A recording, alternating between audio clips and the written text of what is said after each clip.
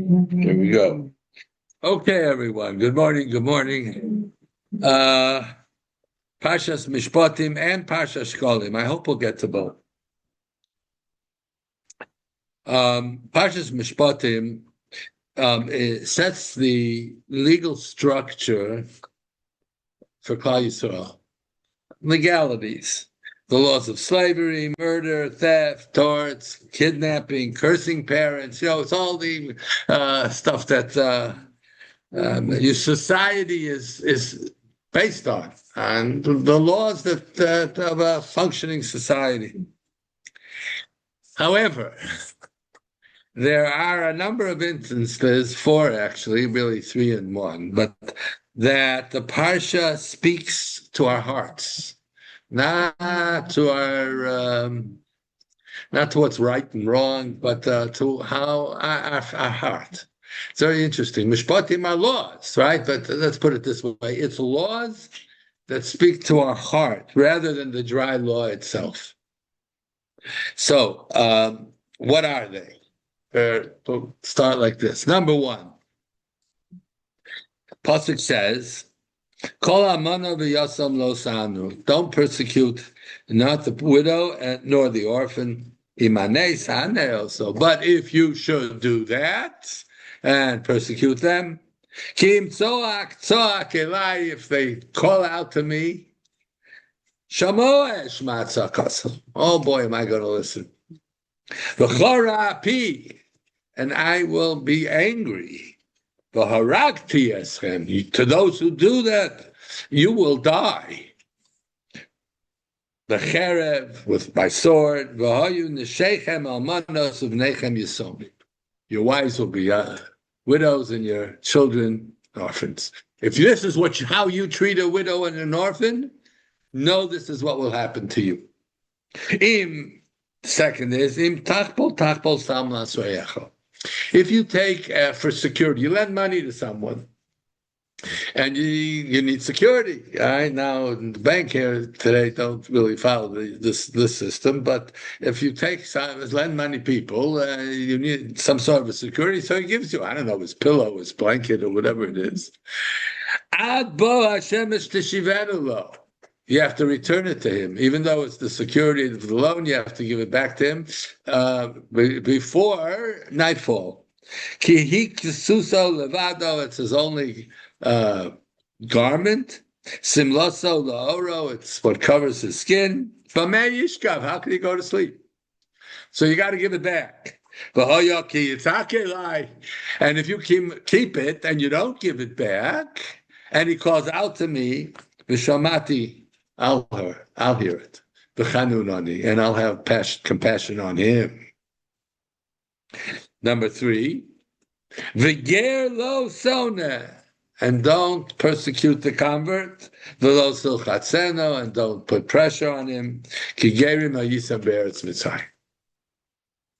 V'ger lo silchotz, and don't put pressure. And again, it says later on in the same parsha, twice it mentions this. V'atem yidatem es nefesh hager. Because you know the soul of the stranger.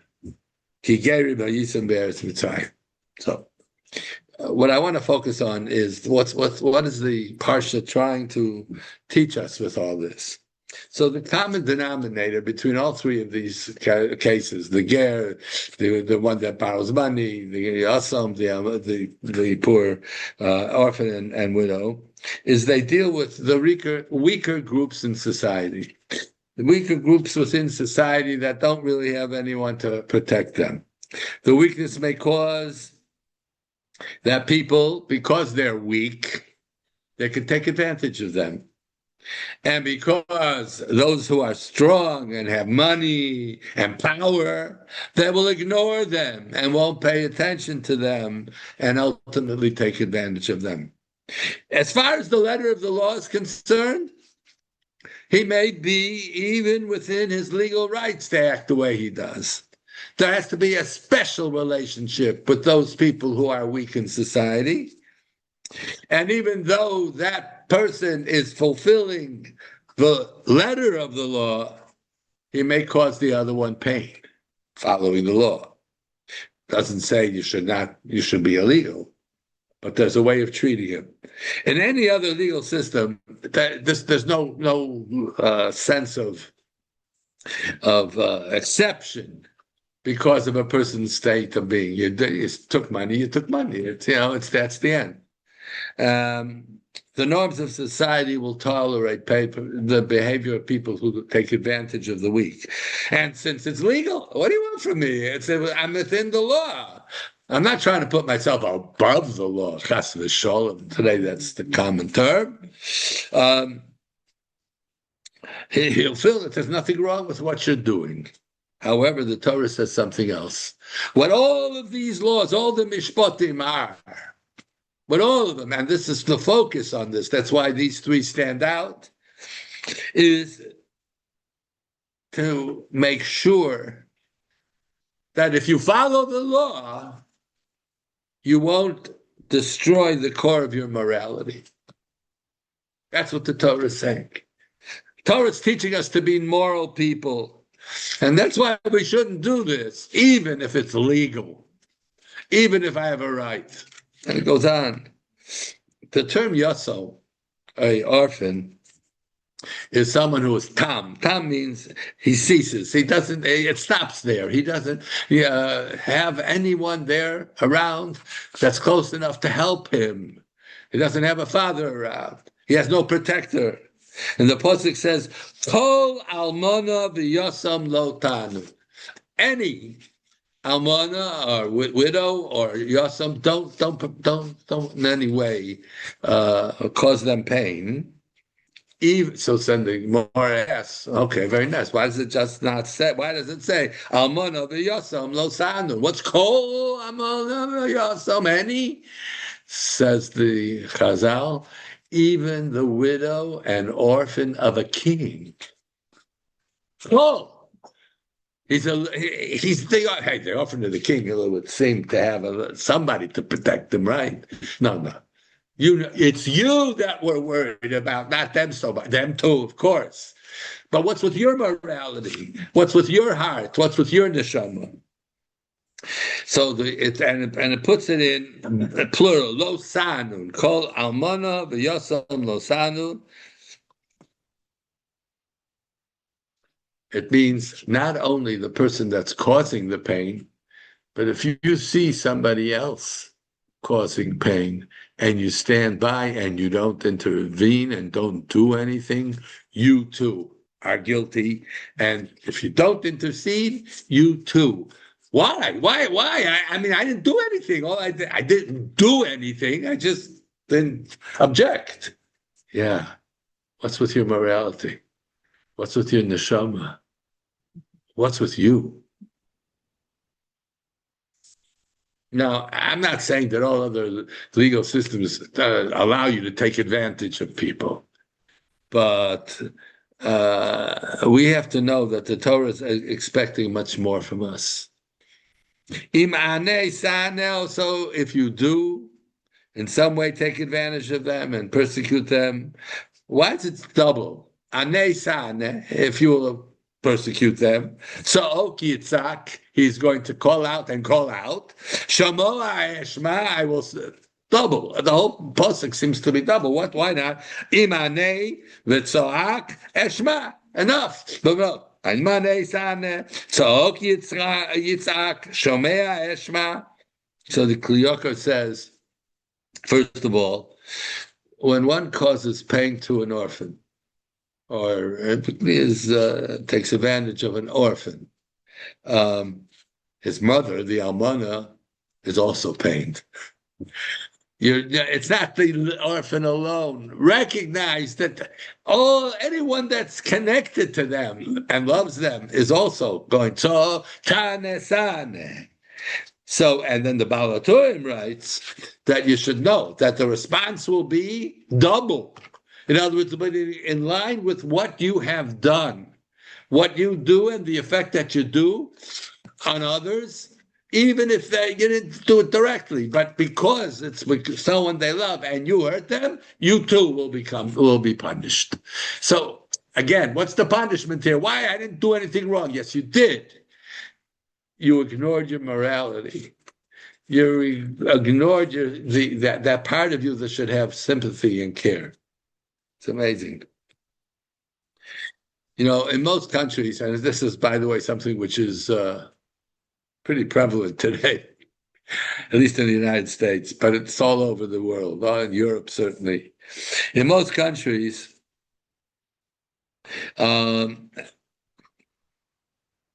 even the legal foreign immigrant, okay, even the legal immigrant, somehow behind the scenes, there's always some relationship with them as being second class.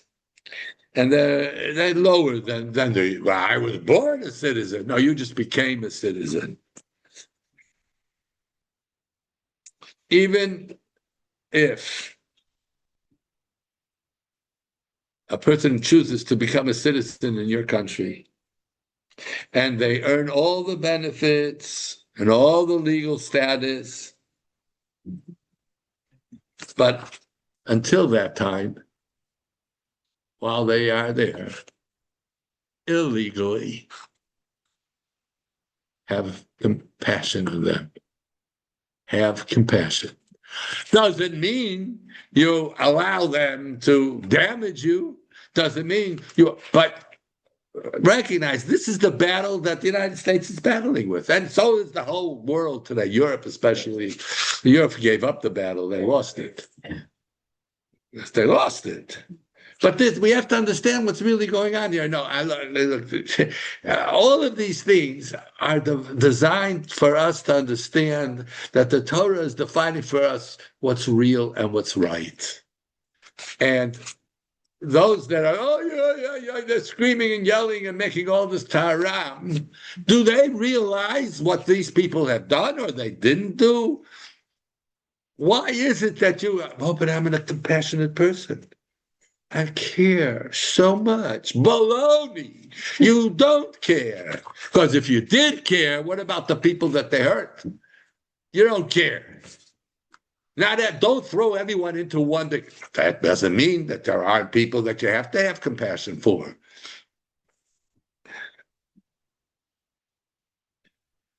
And Pasuk then says, and the Ramban points it out, remember this, you may think the Amona, the Ger, the Yosam has no one to protect them, but you're making a big mistake. They have the protector, and you don't want to start up with him because the Kodesh Baruch Hu is going to protect them. Know that. Put it in perspective. Put it into the proper way of dealing with a problem. Yes, there are problems. No one's saying no, and that's not. This isn't good, and that isn't. But put it into what is really going on. Let's say how far it goes. Chazal tell us that Rabbi Yishmael and Rabbi Shimon ben Gamliel, Rabbi Yishmael Kohen Gadol and Shimon ben Gamliel were among the Asara Arugei Malchus. They were among the 10 martyrs that were murdered by the Roman Empire. As they were being led to their execution, Rabbi Gamliel, who was the Nasi of Klal Yisrael at that time, that's Nasi of the Bezdin. Not the highest level you can get. There was no king then. Being led to their death. So Rabbi Gamliel says to Rabbi Shmuel, I accept that this is what Hashem somehow is decreed, but I don't know if I did anything wrong. I can't imagine what I did that I deserve this. So Rabbi Shmuel asked him a question. He's a Nasi. He told him, he's the Kohen Gadol. He said, let me ask you a question. Did you ever make someone wait when they came to you for judgment? Did you ever make him wait longer than was necessary for the conclusion? Or if somebody just came to ask you a shaila, did you push him off till tomorrow? Did you ever finish your drink before dealing with it? Or tie your shoe? This is the Gemara. Or put on your jacket before answering their question? The Torah says, Imane Sane.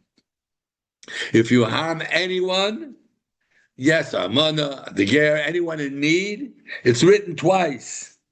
It teaches us that the slightest hurt, in any way that you do, Rabbi Shimon, Rabbi Gamliel turned to Rabbi Yishmael, and you know what he said?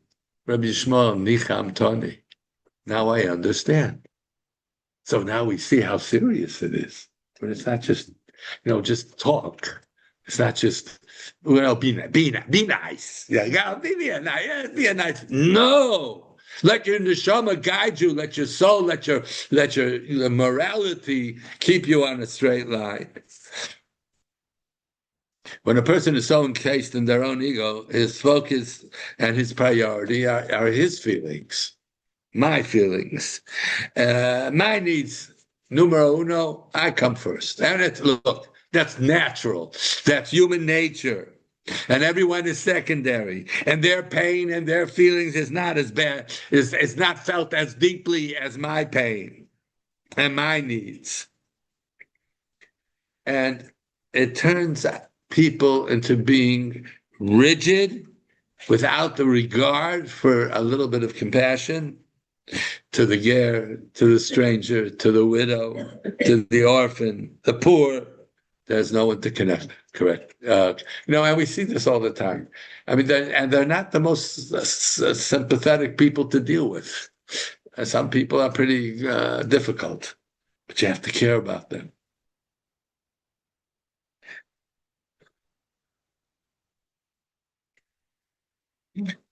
Bottom line, what it leads to is what we see today. And that is the breakdown of the morality of society and the true Tzuras Adam. HaKadosh Baruch Hu created us b'tselem Elokim. They lose the tselem Elokim. And that is the most. And then you become, what happens when you lose the tselem Elokim? You become no different than Fido. Become no different than the lion. Then you become no different than the cow. So we see it's not the extremes. Please, what I'm trying to get at here is it's not, it doesn't mean you're locking him up in a concentration camp. It's fine. It's not the extreme meanness and difficulty that you cause. Talking about just going on in our daily lives, everything, the little things. And again, I can't help it, but we're here in Eretz Yisrael, and we're so blessed, and it's so wonderful. But there are issues, like the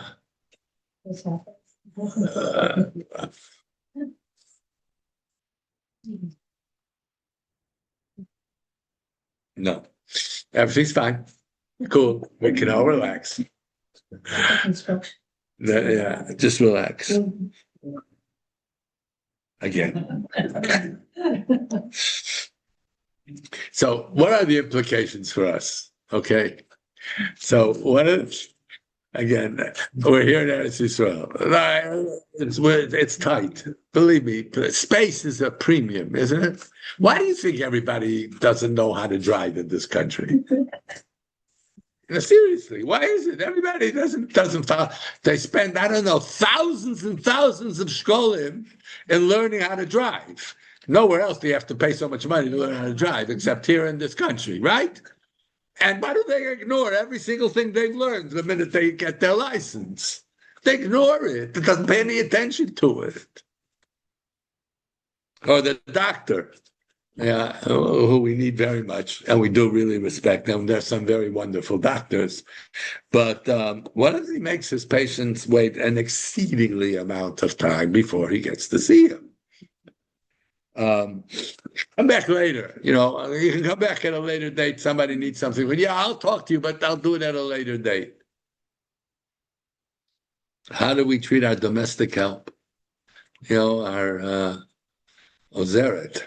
They're supposed to, Ukrainians. Yeah, they're special. I'm telling you, it's all in what your experience is teaching you. I mean, I don't want to say it, chas v'shalom. They're not all bad. How do we treat the nag? The nudnik. You know what I mean by nudnik? You know what a nudnik is? A nudnik. A nudnik. I told you it's from the word nadnade. What's nadnade? A swing. A nun and a dalet. That's shorish. Something that's connected. And dalet is a door. Dalet swings away. So it's yours. And it's now swinging away. Lin nadnade. Nadnade goes from nad. It was connected and it swings out here. And then it goes back again. And then it comes out here again. And that's nadnade. That's a swing. And that's where you get the nudnik, because he comes and he bothers you, or she, and then comes back again and comes back again. That's not enough.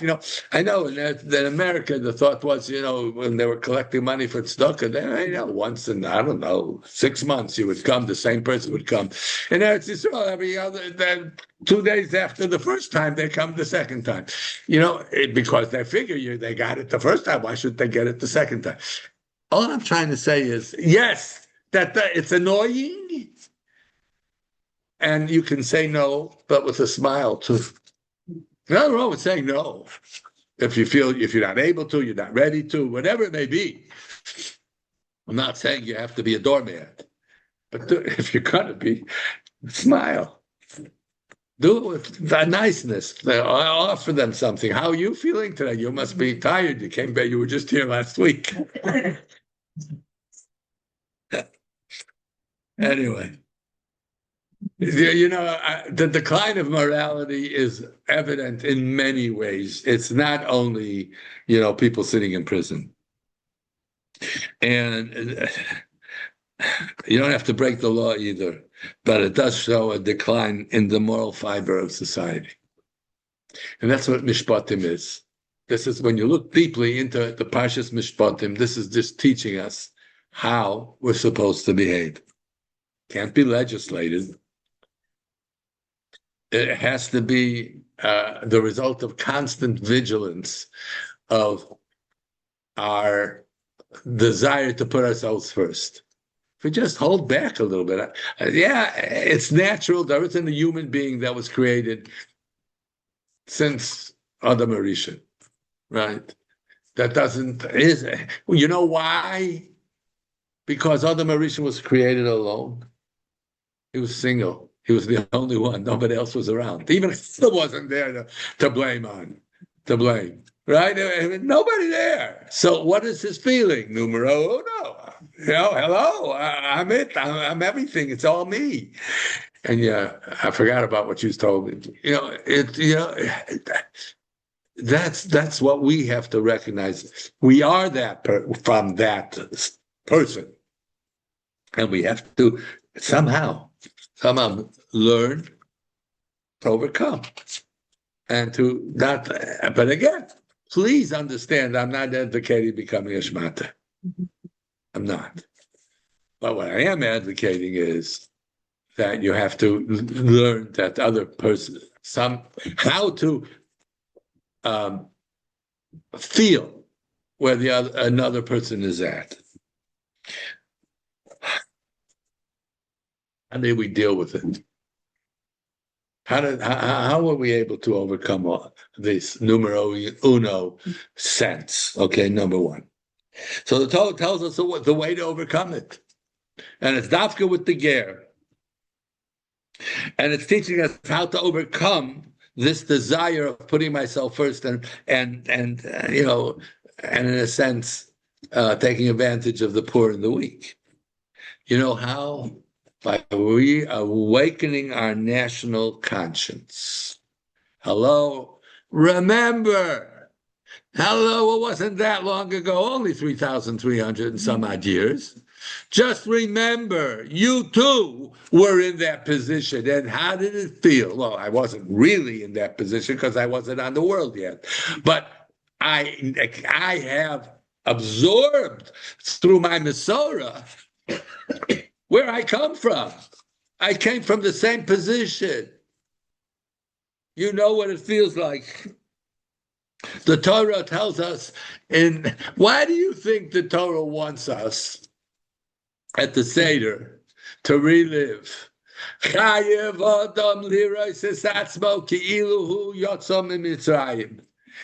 to, at the Seder, We have to see ourselves as if we all came out of Mitzrayim. Why? Why? Because if I don't see myself that way, or at least once a year, then I will fall into the trap of putting myself first.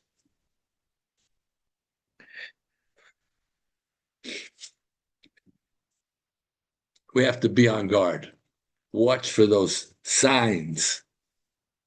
And that's why the Torah tells us, you lend money to somebody, do me a favor, return it at night. Why? Because you got to go see how he's doing. It isn't easy to borrow money. It is, unless you want to steal, but it's not right.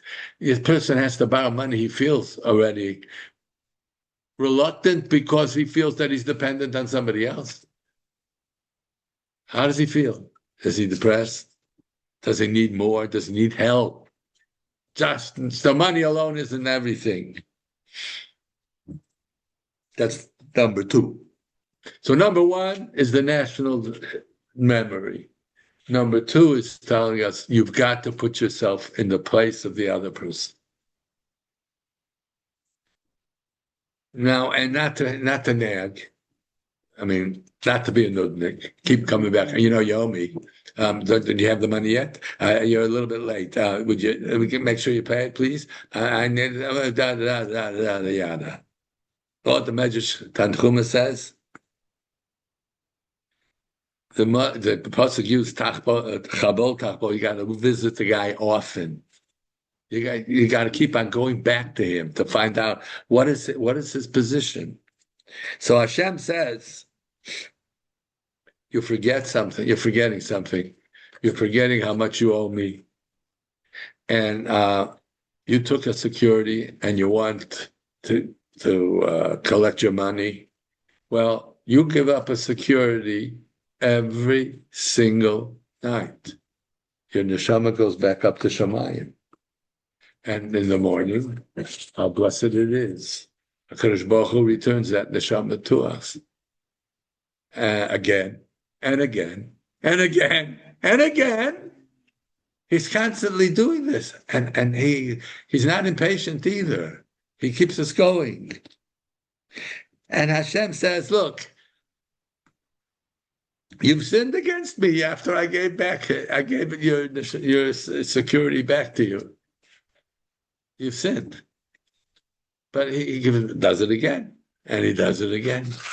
We have to be so careful that HaKadosh Baruch Hu, we shouldn't let ourselves fall into the trap and not realizing that we're borrowing too, and we're borrowing time. And it's all in control of HaKadosh Baruch Hu. And if we recognize, is the third thing, we have to recognize how vulnerable we really are, not just back what was going on in history, but I as an individual am vulnerable. I don't know the next hour what's going to be. I don't know the next 10 seconds what's going to be. None of us do. And how grateful we should be for what we have now. Just focus it. I'm not telling you got to walk around, thank you, Hashem. They have this new thing with thank you, Hashem, thank you, Hashem, thank you, Hashem. Right? Wear a Band-Aid around your arm and a bracelet, a necklace, and on your car, you name it. My wife and I had a very deep discussion. I have a screensaver. Yeah. On my screen. It says, Ein Od Milvado. Right? It's nice. Yeah, you can do it too? Look out. Don't let her see it. Anyway, Ein Od Milvado. So she said, anyway, I explained the difference. But the point is, she says, why is that different than somebody that hangs it, it's the Ein Od Milvado outside his B'mir Pesach? Is there a difference? The answer is yes. Because I'm not doing it for the whole world to see how from I am and look at me and see that ain't no milvado. Right? There's nothing but HaKadosh Baruch Hu. Ain't no milvado. There's nothing but yeah, I agree. And there's nothing wrong with it. But when I'm alone and I'm at home and I'm working and my screen saver goes on, it can remind me of Ain't no milvado. And that's beautiful, I think. Yeah, but I don't wear it as a bracelet. and I don't wear it in my, necklace, what do? I thought, but it's to call it. It's each and every one of us have to call it. I'm not. You're ruchnius. You can take care of yourself. I mean, if you come to me and I can help you, it's wonderful. But that's a chesed and ruchnius too. No, it says in Eshes Chayil. What do we say? Torah's chesed al lishona. What does it mean, Torah's chesed? The Torah becomes chesed? So the Gemara says that, you know what? The Torah chesed means that if you teach someone else Torah, you're doing chesed. Great. So when I help somebody put on tefillin, it doesn't say that the tefillin become chesed, does it? Or if I help somebody put on a mezuzah, I did a chesed, and there's the mezuzah. That's great. There's a mitzvah of mezuzah, there's a mitzvah of chesed. But the tefillin don't become tefillin shel chesed. They're just as I helped you with the tefillin to do a mitzvah, you did a mitzvah, and I did a chesed as also. But when I teach you Torah, the Torah becomes chesed. Torah's chesed al l'shoina. That's an amazing idea to realize. So you can do such great achievement with Torah and chesed that you put it together, and you've actually took the Torah and turned it into a vehicle of chesed. The tefillin and the mezuzah and whatever else mitzvah that's done with a chesed is a mitzvah that's done with a chesed. It doesn't change the mitzvah. That's the point I'm trying to make. It goes even further. There's a concept that's brought in the parsha about zeh ne'eneh v'zeh lo chaser. One takes pleasure and it doesn't cost me anything. For example, if someone parks his car in your empty lot, there's nothing doing in your lot, but he needed a place to park. He was going to a wedding, anyway, in Bnei Brak, and so you have no place to park. So there's this. All of a sudden, you see this empty lot, and it belongs to somebody, and the owner of the property says, "Excuse me, you owe me 100 shekel." No sign, no nothing. You can't do that. You have to let him park for free. What did I lose? Unless I put a big sign on my parking lot that this is a parking lot and I want money for you to park. Then I have a right to do.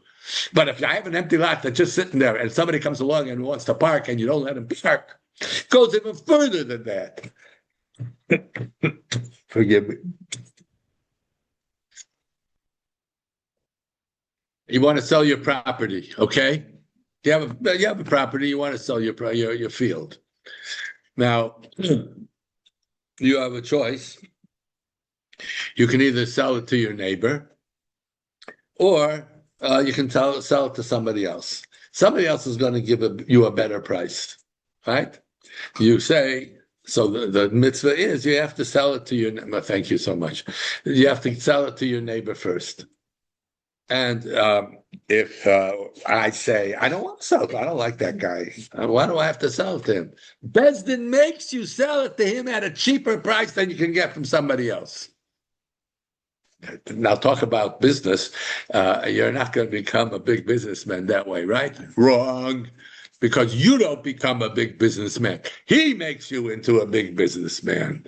Hashem makes you into the big, gets you the money. But if you have a property and you have an opportunity to sell it to one person and you have who gives you a higher price, and you have an opportunity to sell it to your neighbor who has a neighboring field, so he can have a much bigger field, you have to sell it to him. And if you don't, Bezdin makes you sell it to him. You can't sell it to somebody else.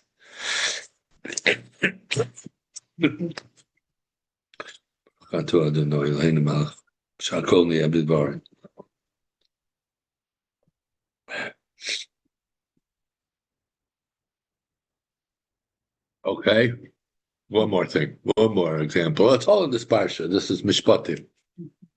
Hope I'll get to shkalim yet too. Pasuk says like this: Ki sirech chamor sonecha. If you see the donkey of someone who you don't like, I don't want to use the word hate, but somebody you don't like. Rovates tachas maso nebuch. That poor animal is on all fours. He can't even stand up anymore. It's so heavy. Azov tazov imo. Even though you don't like the guy, help him. So what does that tell you? We have such feelings for tsar balachayim. You're not allowed to hurt an animal. Pasuk number 1. Pasuk number 2. Lo siras chamor achecha. Don't see the animal or the chamor, the donkey of your beloved, your good friend, your best friend. Oshoro. Noflim baderech v'hisalamta mehem hakem takim lo. Gotta help him and stand him up and help him to load the donkey. Now, we learn here a very interesting thing. First of all, we learn animal rights. Feel bad for that poor donkey. He can't. He's rovates tachas maso. Right? But what if the guy you don't like needs you to help him to load his donkey? So loading a donkey normally comes second, and helping the other fellow's donkey, who's tsar balachayim, helping him to unload should come first. But if you don't like that guy that needs you to help him to load your donkey, his donkey, you got to help him first. Tsar balachayim, what's the matter with you? That poor donkey. A poor donkey. But this is somebody you don't like, and he needs help. And you're going to help him. What about the poor animal? Well, animal rights, in the Torah's perspective, is different than human beings. You see, a human being that needs help has to come first, not the animal, even if it's in pain. That's still a part. What's that? That goes against everything in society today. Animal rights. Animal rights. They'll kill you for animal rights. Don't you dare. This isn't it. I'm not telling you you're allowed to hurt an animal. If it doesn't right away. You see an animal suffering, you got to help him. You got to help load him. But if he's the only an animal of someone that you love or you don't love, it depends on the human picture in all of this. You got to help somebody you don't like first. Why? Because the ultimate goal of our entire legal system is to enhance our moral character, to enhance our atzuras adam, to be good, honest, caring human beings. I can't say it in any other way. There's so many mitzvahs here, if we'll look and just analyze them and just see them, that it's all pointing in one direction. Be a mensch. How do you be a mensch? When we say be a mensch, what are we talking about? Be a tzelem elokim. That's what a mensch is. A mensch is not just to be a human being and not an animal.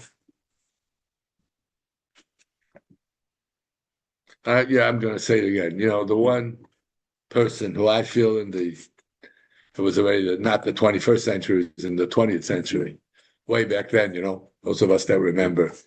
The one human being that caused more damage to the morality of society was Walt Disney. What's the matter with you? What's the matter? You don't like Mickey Mouse? What's in matter? It's Mickey Mouse. Oh yeah, but Mickey's in love with Minnie. What did he do? He gave human emotions to animals. When you give human emotions to animals, you give animal emotions to humans. That's what ends up happening, and that's what has happened. Dumbo. You know, oh no, but poor lady in the tramp. You know, think about it. 1001 Dalmatians, all of those things that Disney did. And by the way, in case you don't know this, Walt Disney owned a hotel. Actually, it was the Fontainebleau in Florida. He owned it. And in the 1940s and 50s, there was a big sign. No dogs, no Jews allowed. I like that. Ooh. Well, then you should treat me nice because I'm a dog. You should be nicer to me even. Do you see what's happened? I'm looking at how it expanded and it developed, and my goodness gracious, what the limits that they go to, the total disregard to human beings for the sake of animals. You can't do that. There's a difference between you and me. You have a tzalmok. It's not you. It's that you have a chelek elokam mimal. You have a neshama. You are a human being, and you are not just a educated monkey. You're far greater than that. You're not animalistic. An animal is blessed because it has instincts and it doesn't function not one iota out of its instinct. Whatever its instinct tells us to do, when it wants it, how it wants it, if it wants it, doesn't matter. That's an animal. What a blessing to do whatever you want, whenever you want to do it, whenever you get the desire to do it, you do it. Human beings are not animals. We have a Torah. And not only do we have a Torah, but we also have the way to teach Torah, because the Parsha opens up, Eila mishpatim asher tosim lifneihem. And it says, tosim lifneihem. You have to place it before them. Make the Torah, when you teach the Torah, you have to make it palatable so they'll understand. Tosim lifneihem. Stima befihem.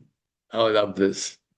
In Lashon HaKodesh, the word for taste is, what's the Hebrew word for taste? Anybody? Tam. What's the Hebrew word for reason? Ta'amei hamikra. Tam. Well, what's going on? Why is it the same word? If there are two words, mamish, the same word, two opposite almost ideas, share the same letters, that means there's a conceptual relationship between the two. So let's try to figure this out. There's a whole category of mitzvahs called Ta'amei HaMitzvahs. Rishonim, many, the Rambam, the Ramban, the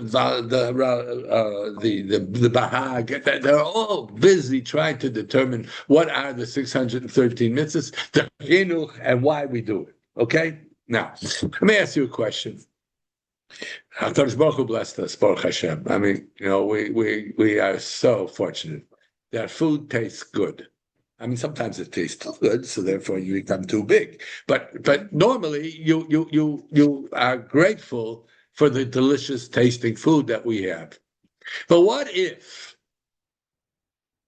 all food tasted like cardboard?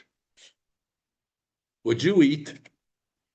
You better believe you'd eat, because if you didn't eat, you would die, because without food, you're dead, right? Weight Watchers would have a problem, and they wouldn't, be out of business in a second.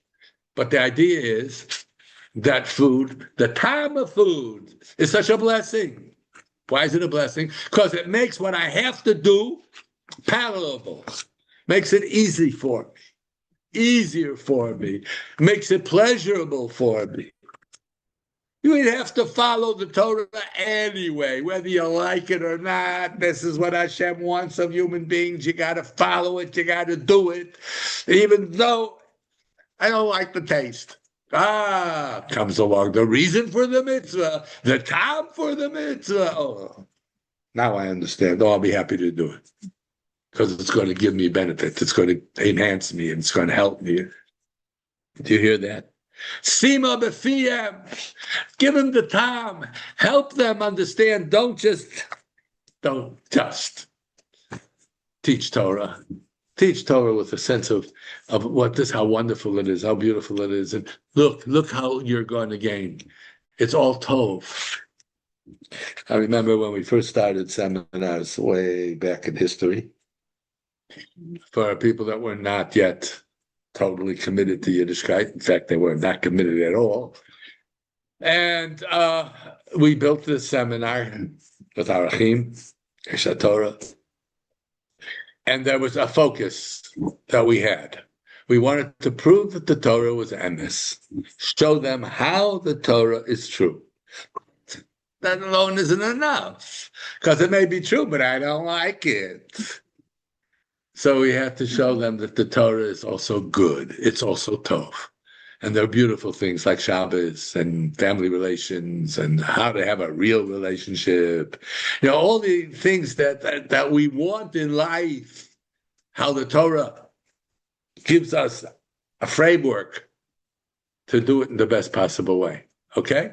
So that's the way the seminars worked. Emes, that's the first goal. Tov, it's also tov. Today it won't work that way anymore. Doesn't. Because people aren't interested in emes. People are only interested in having a good time and being happy, having a nice relationship, having a lot of money, and they all want what's good for numero uno. So in many places and many of these systems, they have altered it a little bit, not much. They first show how tov Torah is, and then they'll tell you how emes it is. The focus has to be different because you won't get them into the place in the first place. But when it used to be, so it was emes that drove the process. This is the way we have to teach Torah.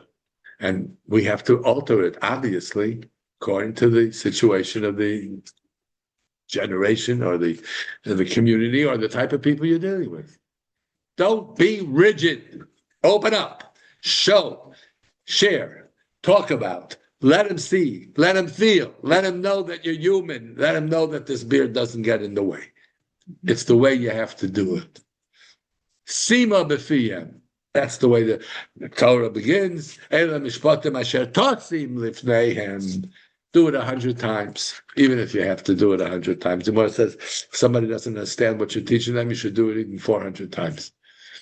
400 times. I'll repeat it. A nudnik, yeah? No, not in Torah. You don't become a nudnik in Torah. You just teach it again and again and again until they absorb it. And the joy on their faces, on both the teacher and the student, is beyond recognition. Okay, I have 10 minutes. I want to share with you about Parshas Shkalim. Normally, at this time of year, we read 4 parshas separate from the parsha of the week, and from Rosh Chodesh Shabbos before Rosh Chodesh Adar, which is this coming Shabbos, and the Shabbos before Rosh Chodesh Nisan, Parsha Chodesh. And the parshas are Parshas Shkalim, and then Parshas Zohar, which is Amalek, Parshas Parah, which is the Parah Aduma, and Parshas HaChodesh, which is the beginning of Yetzias Mitzrayim. Okay. Very often, Parshas Shkalim and Parshas Mishpatim come together. When it comes Parshas Mishpatim, very often, sometimes not, but most of the time, Parshas Mishpatim and Parshas Shkalim are together. Now, what are these 4 parshas? They're read in Adar, in the month of Adar, or right before Adar and right before Pesach, through this period of the month of Adar that we're about to enter. Now, the only time you don't read Parshas Chodesh in Adar is if Rosh Chodesh Nisan falls on Shabbos. Then you would read Parshas Chodesh on Rosh Chodesh, but it's the first day of Nisan too. Now, in a leap year, listen to this. In a leap year, there used to be Ma'aber the Shana, but added the 13th month. Bezdin had to do that. Well, what if in the first Adar, yes, we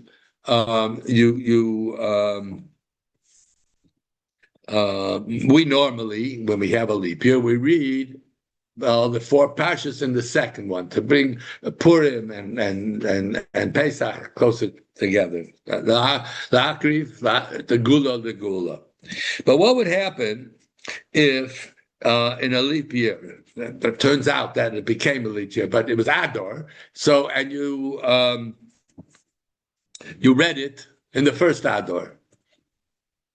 Okay, you began to read it like this: that the Bezdin came, and it was in the. You're supposed to read it in the second Adar, but you read it all in the first Adar, and then they were Ma'aber the Chodesh, right? So therefore, you have another whole month. So it comes out that you're reading Parshas HaChodesh a whole month before Adar even. And the other ones, at least it was Adar, but it was before Nisan, right? This is Parshas HaChodesh. How could you do that? What's going on here? How does this system work?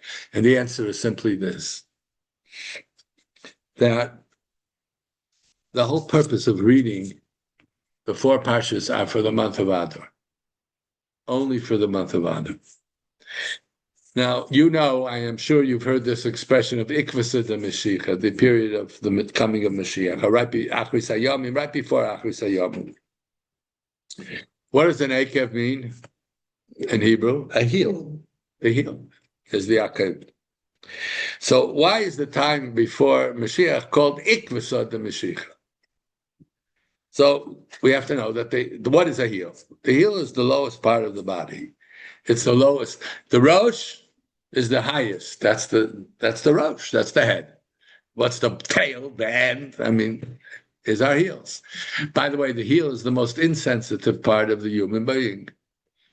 And unless you have a problem with your heels, but otherwise that becomes, you can. The heel is it's rough, it's raw skin. It's a heel. It's a big heel. That's why they call a heel a heel. So there's a heel, and there is a rosh. Good. That's the human being. That's the way we're now. Just as the human being has a rosh and a heel, so too there's a beginning and a heel for time. The beginning of time was Bereshis bara Elokim et hashamayim v'haaretz. The heel is the coming of Mashiach at the end of time, Achris Hayamim. Now, not only that, but all the months of the year have the same concept. There is Nisan, which is the beginning. Chodesh Hazeh Lochem, Rosh Chodashim. You're going to read it in Parshas Bo. This is the beginning of the counting of the months. If Nisan is the Rosh, what's the heel? Adar. The opening through which the Yetzer Hara enters the human being, the entranceway, is through the heel. And that was because of the Nachash. The Nachash, the Pasuk said in the Klala, that you're going to go after the man's heel, and they're going to chop off your head. Right? That's what he was saying to Nachash. That was its Klala. And this is why Adam Arishan, Chaman Haro,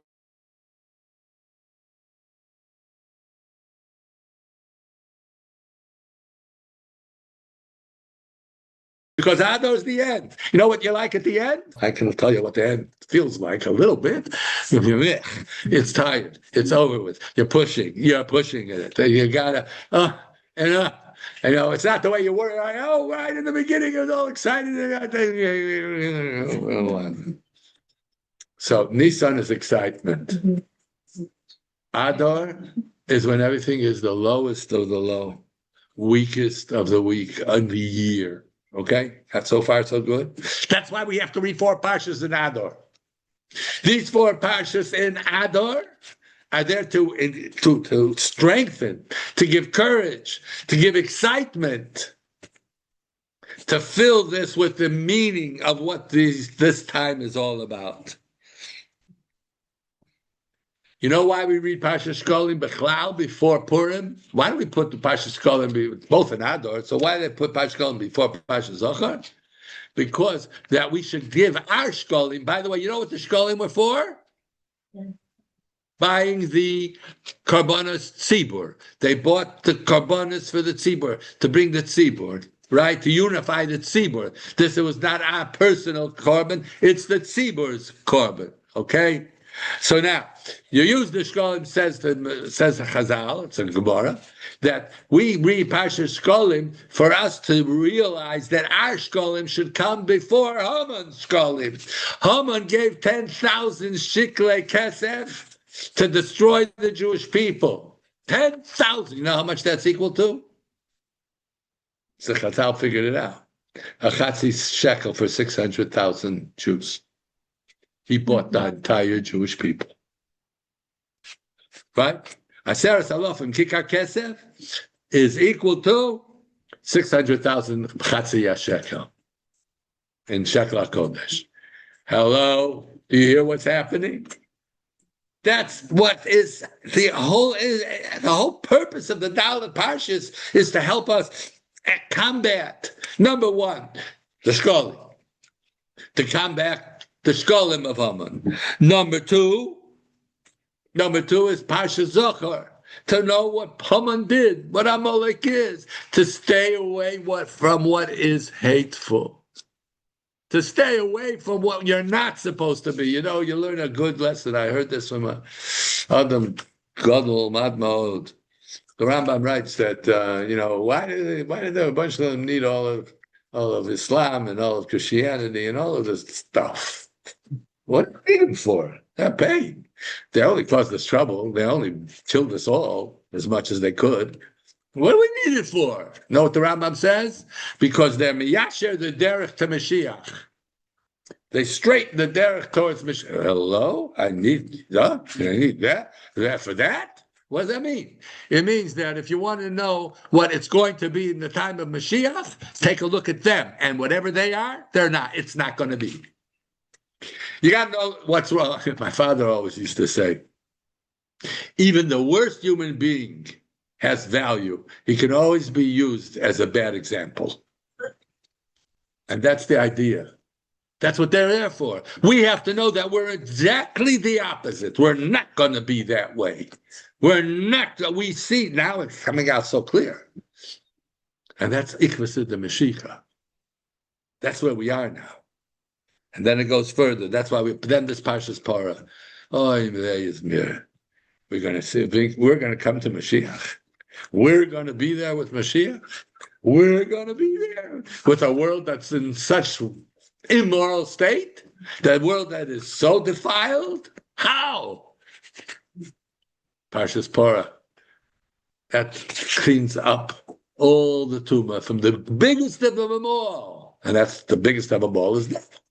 And the Parah Adumah, we read the Parah Adumah after Haman tried to inflict all this nastiness on us.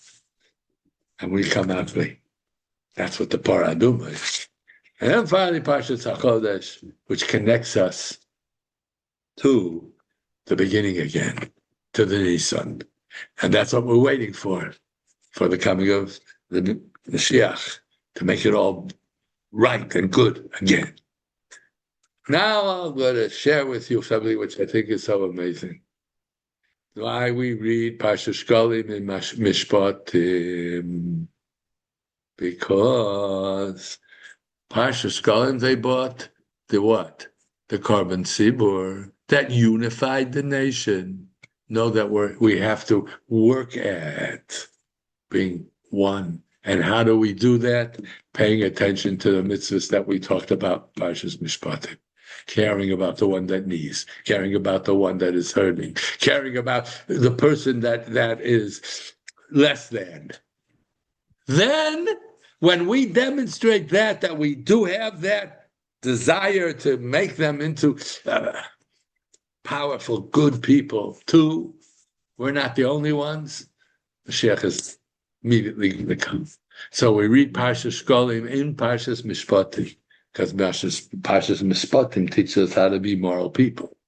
Not legal people, but moral people.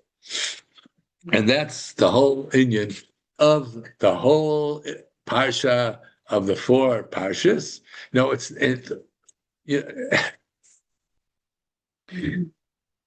best way the best way to understand all of this is the Chazal, when they were misaking, they were set up a system. The system was there for each and every one of us to take out of it what we possibly can to elevate us and get us ready for the ultimate goal of the coming Mashiach. And that's what Parshas Mishpatim and Parshas Shkalim and Parshas Socher and Parshas Bora and Parshas Chodesh, all of them. May we all be zocher together to celebrate the coming of Mashiach in such a way that we are, in a sense, somewhat prepared and ready.